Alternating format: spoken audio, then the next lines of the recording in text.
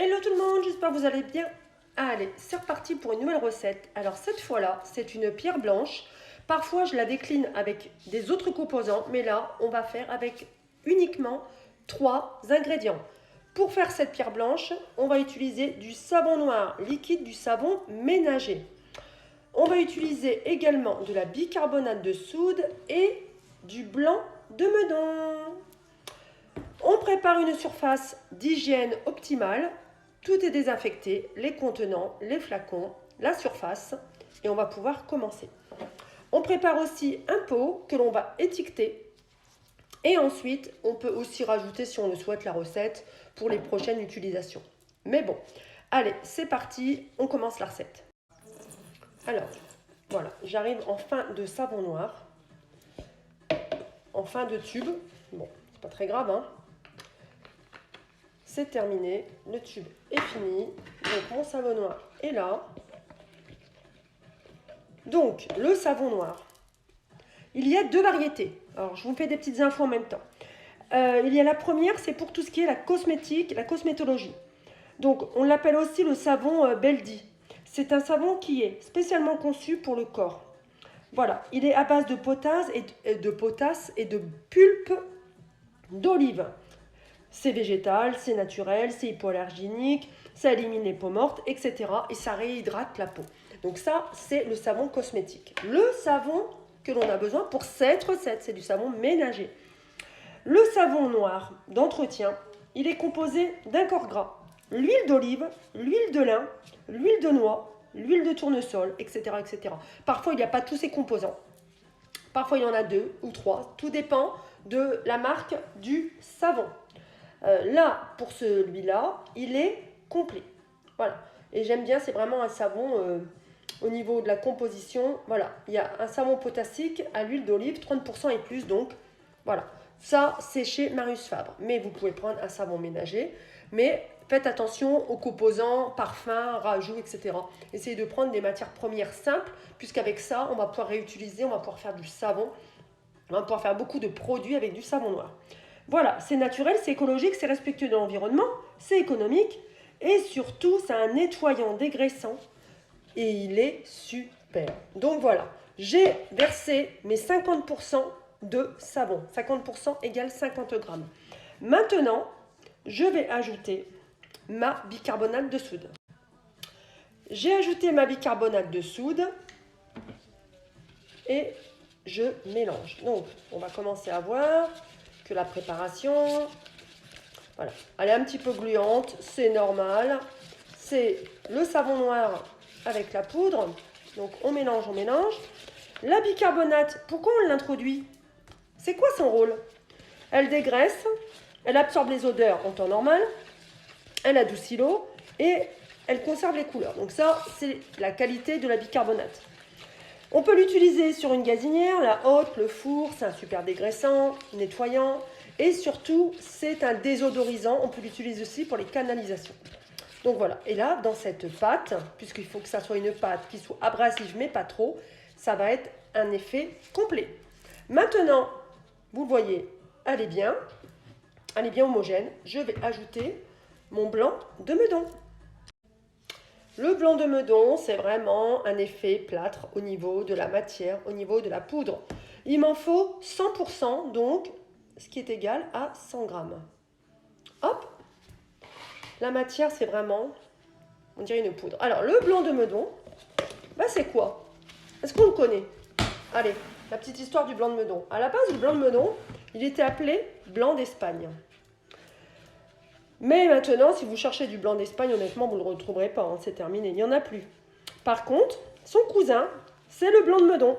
Et ouais, il est tout aussi 100% naturel. Et il est issu de carrières de craie. Voilà, souvent c'est dans la région parisienne, on peut le trouver dans les bassins de craie, dans la région parisienne. Donc voilà, et il est issu...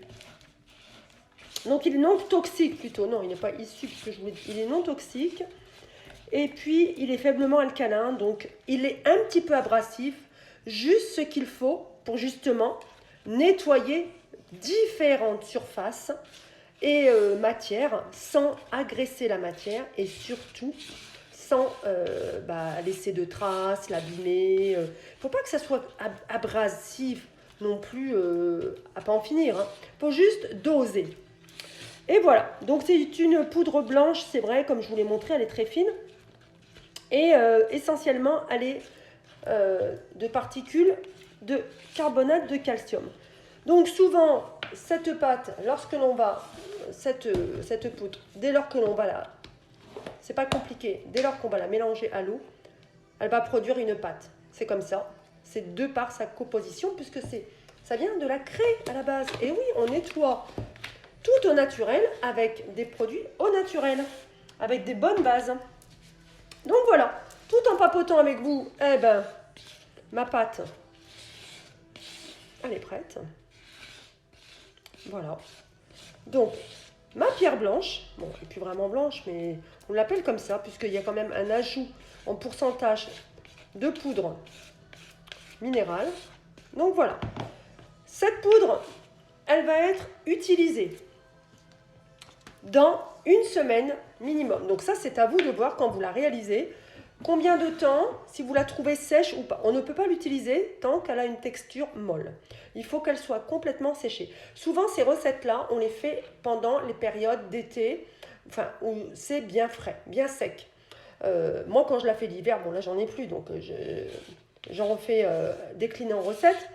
On va la laisser une semaine à 15 jours. Il faudra voir comment elle va sécher, simplement. On va l'introduire dans un contenant. Et puis, on va la laisser sécher, bocal ouvert. Je l'ai versé donc dans un pot dans un pot en verre, mais vous pouvez tout aussi un autre contenant que vous avez.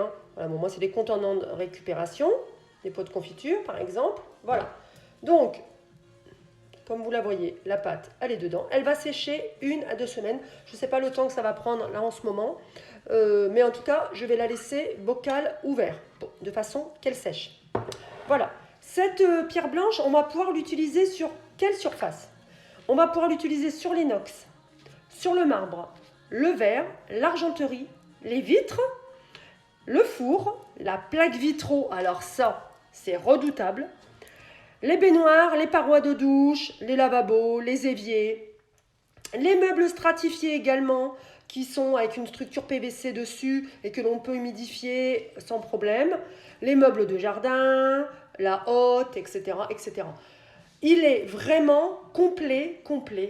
C'est vraiment une pâte où elle est complète de par sa composition. On peut la faire aussi, on peut la décliner avec d'autres produits.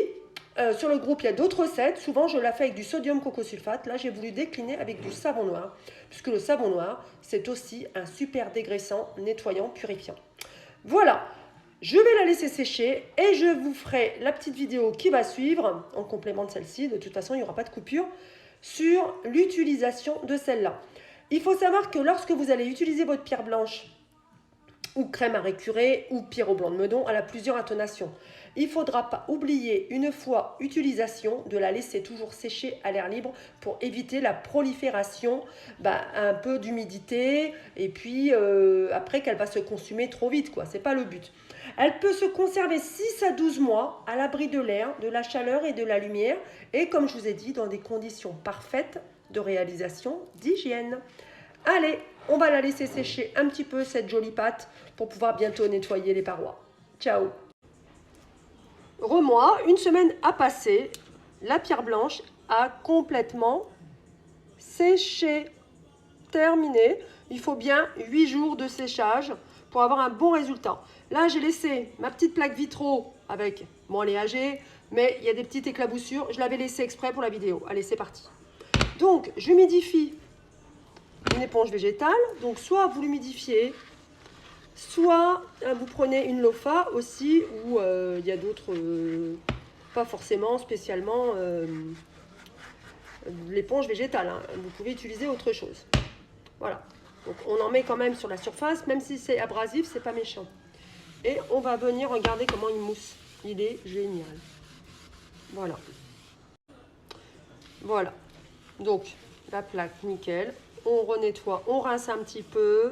Et on prend une chiffonnette toute propre. Et on fait